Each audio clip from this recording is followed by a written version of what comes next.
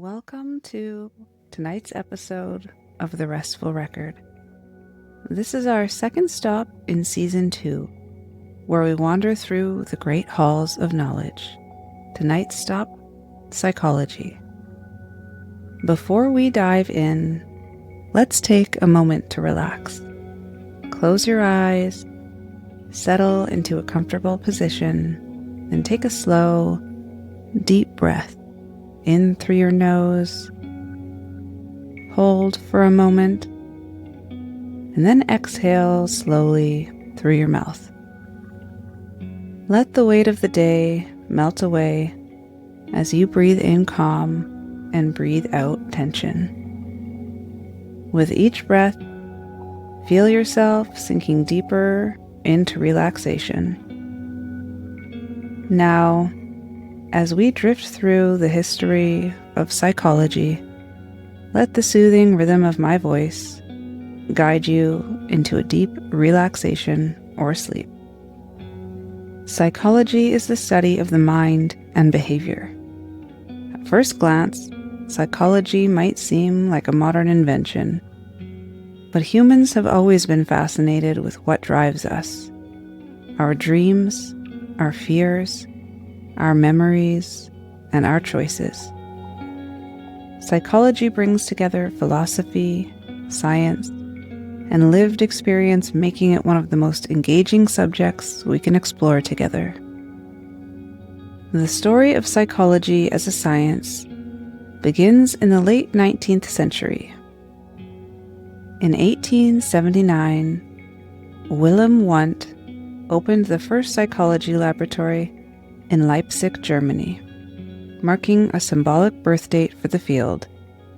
Wundt wanted to study consciousness through careful observation and controlled experiments, a bold move that separated psychology from philosophy. He trained students to record their thoughts and sensations as they occurred, creating the method known as introspection. While this early approach has since been replaced by new methods, it opened the door to treating the mind as something that could be studied scientifically. Not long after, another thinker shaped the field in a way that still resonates today: Sigmund Freud. Freud introduced the idea that much of our behavior is driven by unconscious forces, hidden desires, repressed memories, and the conflicts of early childhood. His theories about dreams, slips of the tongue, and the structure of the psyche, the id, the ego, and superego, were revolutionary, though controversial. While many of Freud's specific ideas have been challenged, his insistence that unseen mental processes shape our lives had a lasting impact. Even today, the language of Freudian slips and repression lingers in popular culture. One of Freud's contemporaries and eventual rivals was Carl Jung. While Freud emphasized sexuality and personal history, Jung explored universal patterns he called archetypes: the hero, the mother, the trickster, which he believed were shared across all cultures in what he termed the collective unconscious. Jung's work influenced not only psychology, but also literature, art, and religious studies. Where Freud saw conflict, Jung saw symbolic meaning and the possibility of spiritual growth. Their split created two distinct paths in psychology, one focused on personal drives and another on broader human patterns. As psychology grew, some thinkers wanted to move away from speculation about the unconscious and instead focus on behavior that could be observed directly. This movement became known as behaviorism. John Watson and later B.F. Skinner argued that psychology should study only what people do, not what they think or feel. Behaviorists studied how behavior could be shaped through reinforcement, like rewards and punishment. This strict focus on behavior dominated American psychology for much of the 20th century. One of the most famous studies in behaviorism was the Little Albert experiment. In 1920, John Watson and Rosalie Rayner exposed a baby known as Albert to a white rat. At first, Albert showed no fear, but when the rat was paired with a loud, frightening noise, Albert soon began to cry at the sight of the rat alone. Watson concluded that fear could be conditioned, just like Pavlov's dogs had learned to salivate at the sound of a bell. This experiment was groundbreaking, but also ethically troubling, and today it is remembered as both a milestone and a warning in psychological research. Speaking of Pavlov, it was actually a physiologist, not a psychologist, who uncovered one of psychology's most famous phenomena, classical conditioning. Ivan Pavlov noticed that his dogs began to salivate, not only when food was presented, but even when they heard the footsteps of the lab assistant who brought the food. He experimented by ringing a bell each time he fed the dogs.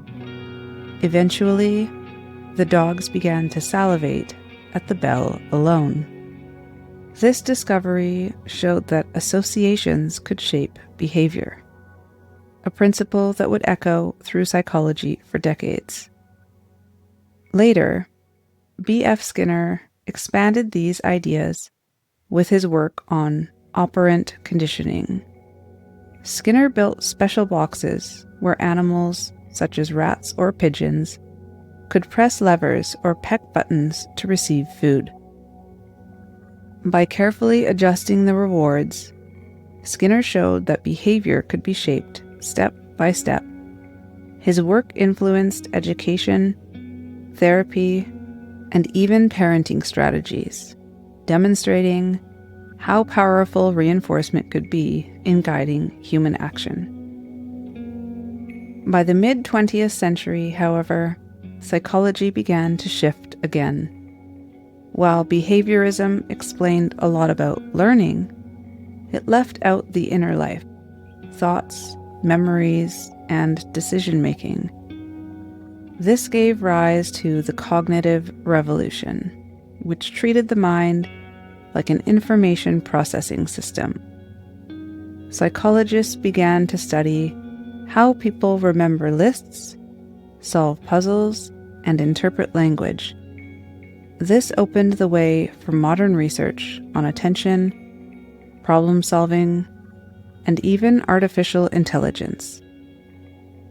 Amid these changes, some of the most famous psychological experiments revealed unsettling truths about human behavior. In the 1950s, psychologist Solomon Asch conducted a famous series of experiments on conformity, showing just how powerful social pressure can be. Participants were asked to judge which of 3 lines matched the length of a target line, an easy task with an obvious answer. However, when placed in a group where actors in on the experiment deliberately gave the wrong answer, many participants went along with the group, even when they knew it was incorrect. Asch found that about 1/3 of participants conformed to the group's false answer, highlighting how deeply humans are influenced by the desire to fit in and avoid standing out. This experiment remains one of psychology's most striking illustrations of social influence. Stanley Milgram wanted to understand obedience to authority, especially in the aftermath of World War II, conducted in the 1960s at Yale University. Volunteers believed they were administering electric shocks to another person whenever that person answered a question incorrectly. In reality, no shocks were given, but the volunteers didn't know that. Shockingly, most participants continued to obey the experimenters' commands, even when they believed they were delivering painful or even lethal shocks. The Stanford Prison Experiment in 1971 pushed this even further.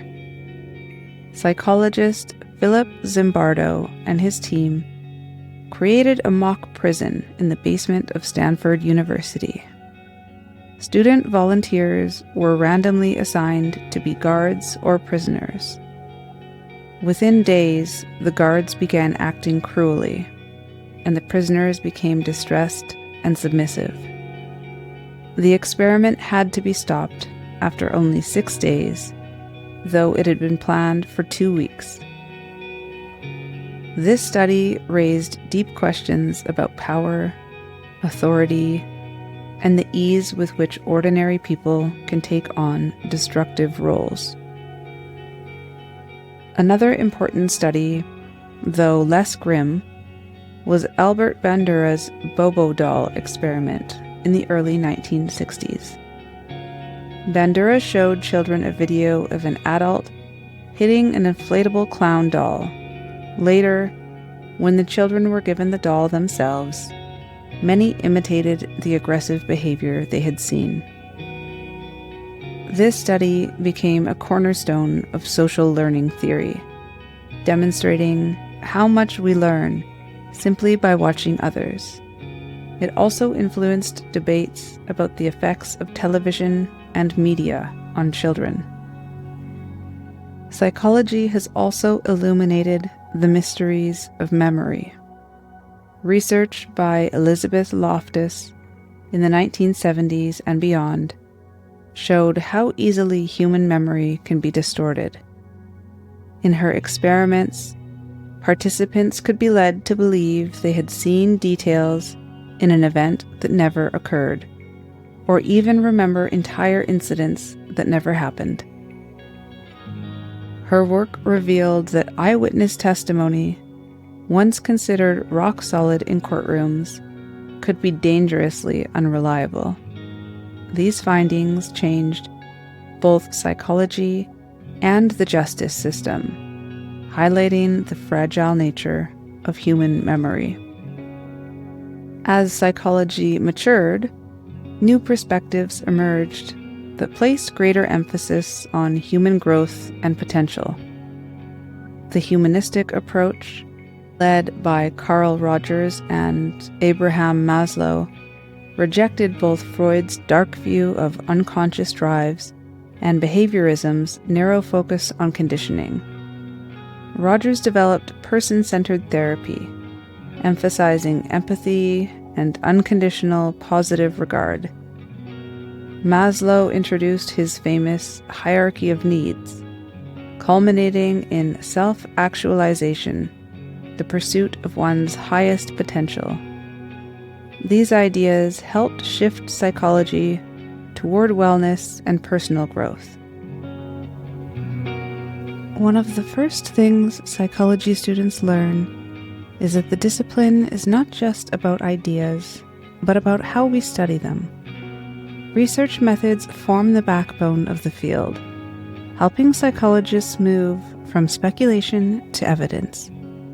Psychologists use a range of tools: experiments, observations, surveys, and case studies, each suited to different kinds of questions.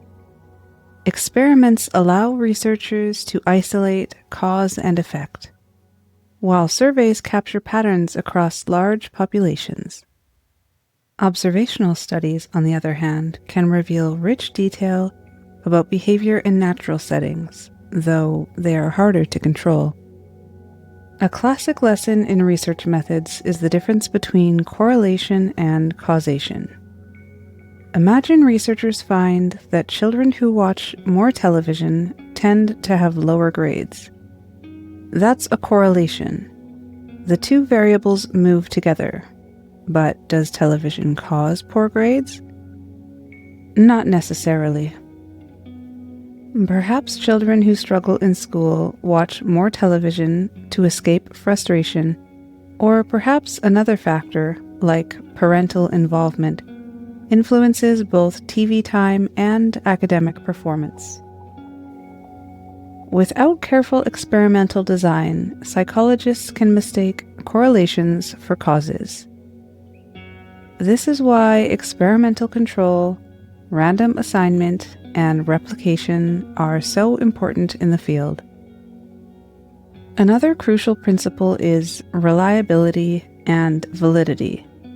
Reliability means that if you measure the same thing twice, you get similar results. Validity means that the test is actually measuring what it claims to measure. For example, if a questionnaire claims to measure anxiety, but really only reflects how much coffee someone drank that morning, it lacks validity. Ethical standards are also central. Psychologists must obtain informed consent, protect privacy, and minimize harm. These methods and principles may sound technical, but they're what separates psychology from guesswork, turning the study of the mind into a rigorous science. Biological psychology, sometimes called neuroscience, looks at how the brain and body shape thoughts, emotions, and behavior. At its core, this field asks, how does biology become mind? Different parts of the brain carry out specialized functions. The hippocampus, for example, is central to memory. Without it, we would struggle to form new experiences into lasting knowledge, as shown in the famous case of patient H.M., who lost the ability to create new memories after parts of his hippocampus were surgically removed. The amygdala, on the other hand, is our brain's alarm system, triggering fear and processing emotional events. Meanwhile, the prefrontal cortex, located at the very front of the brain, is responsible for decision-making, impulse control, and long-term planning. It's the reason we can weigh risks and resist temptations.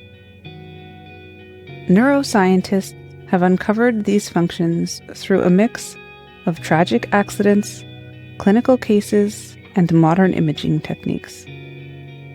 One of the most famous cases is Phineas Gage, a 19th century railroad worker whose personality changed dramatically after an iron rod blasted through his skull, damaging his frontal lobe. Before the accident, he was responsible and sociable.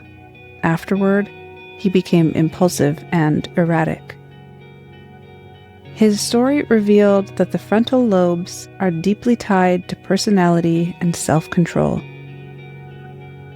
In modern times, tools like fMRI scans allow researchers to watch brain activity in real time, showing how networks light up when people remember a story, solve a puzzle, or even fall in love.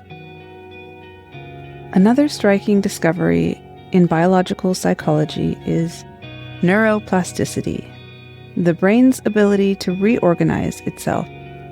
For example, studies of London taxi drivers found that the hippocampus of experienced drivers were larger than average, likely because of the complex spatial memory required to navigate the city's winding streets. This showed that the brain is not fixed, but constantly reshaped by experience. From split brain experiments that revealed how the left and right hemispheres specialize in language and spatial reasoning, to modern research on how stress hormones alter brain chemistry, biological psychology continues to reveal how profoundly our biology and environment intertwine. Abnormal psychology and psychopathology are branches of psychology dedicated to understanding mental disorders, their causes, symptoms, and treatments. These fields explore not only the biological and psychological mechanisms behind disorders, but also the social and cultural contexts in which they develop. Historically, mental illness was often misunderstood, with explanations ranging from demonic possession to moral weakness.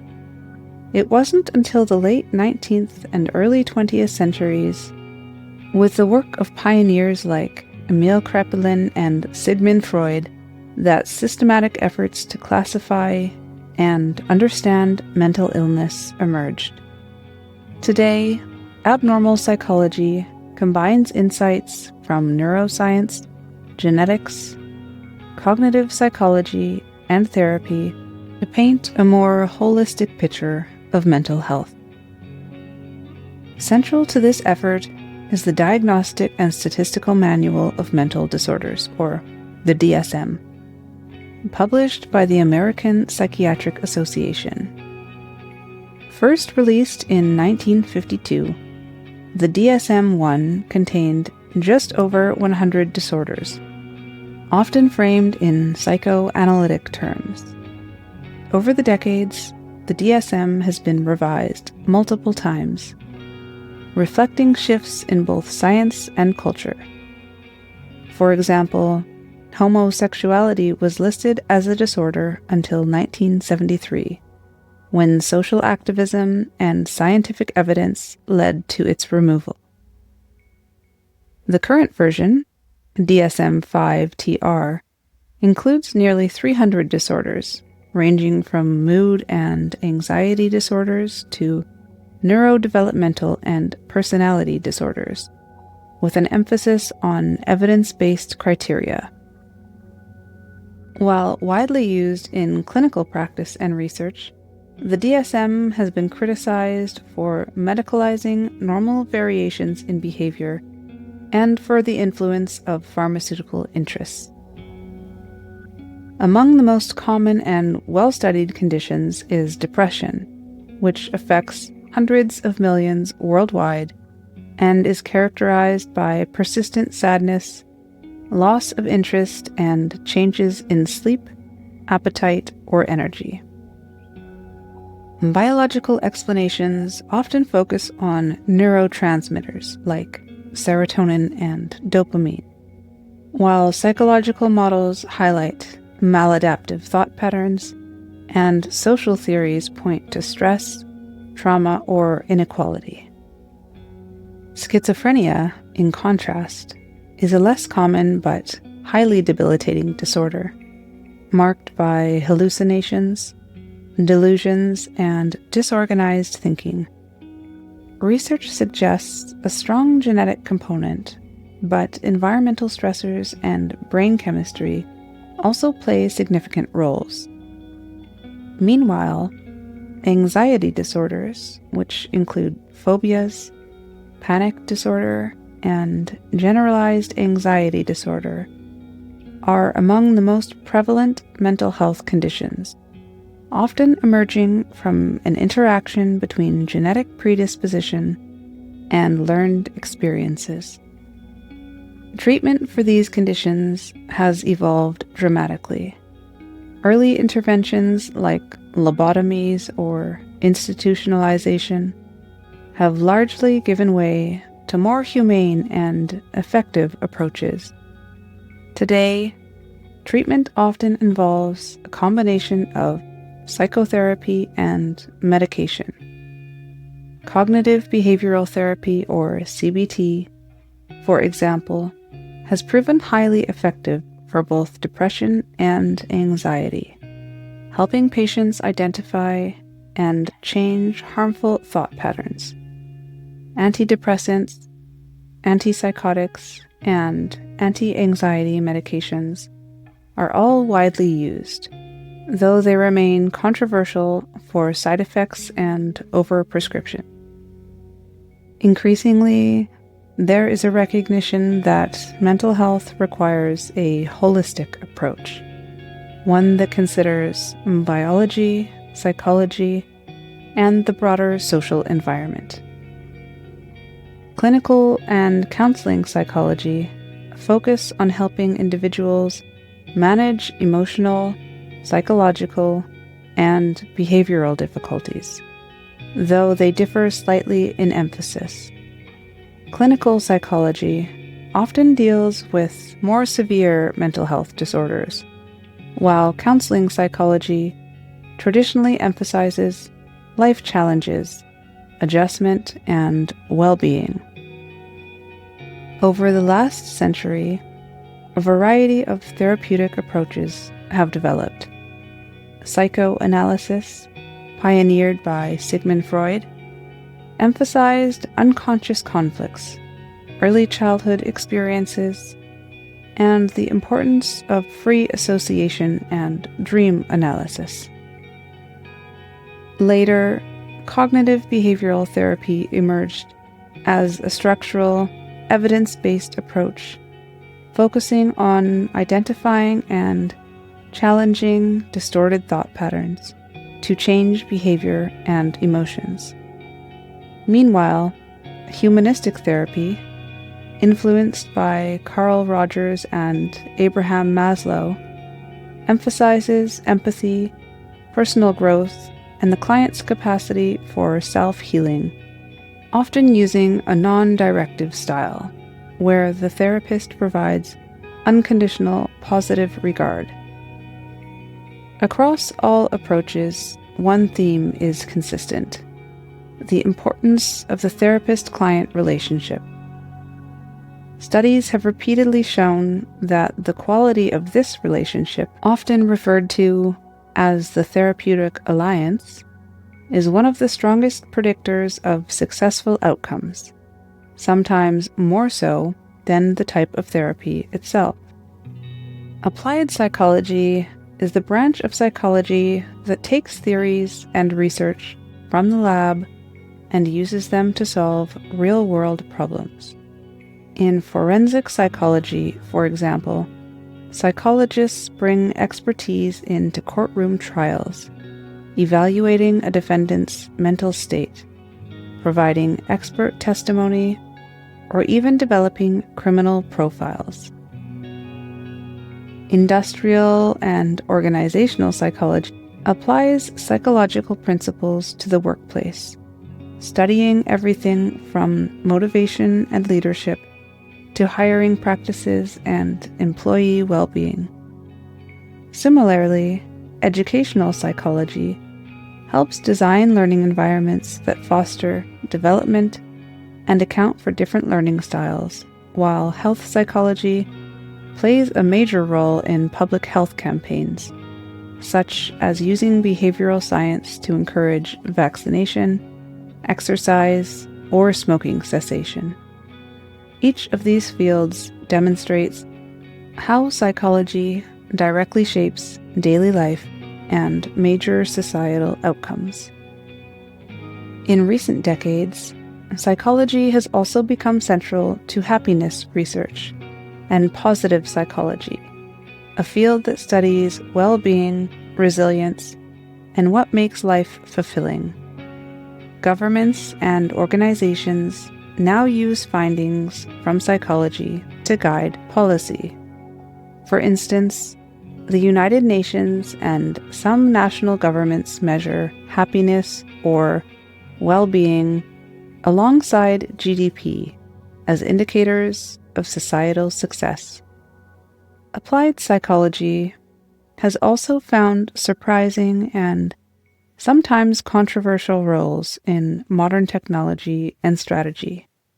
In consumer behavior, companies use psychological research on decision-making and attention to design advertisements, store layouts, and even digital interfaces that maximize engagement. Social media platforms, for instance, draw on psychology to design features that trigger reward systems in the brain, keeping users scrolling. In the military, psychology has informed both training strategies and interrogation methods, as well as research into resilience and PTSD recovery. Even in cutting-edge fields like artificial intelligence, psychology plays a role. Understanding human cognition helps developers create systems that interact more naturally with people. These wide-ranging applications show how psychology has moved far beyond the clinic, shaping nearly every domain of modern life. As we close tonight's exploration, let's remember that psychology is not only a science, but also a mirror. It shows us the forces that shape us, the choices we make, and the potential we carry within. Whether we are drawn to stories of obedience, memory, or personal growth, psychology invites us to reflect on who we are and who we might become. Thank you for listening to the Restful Record. Rest well.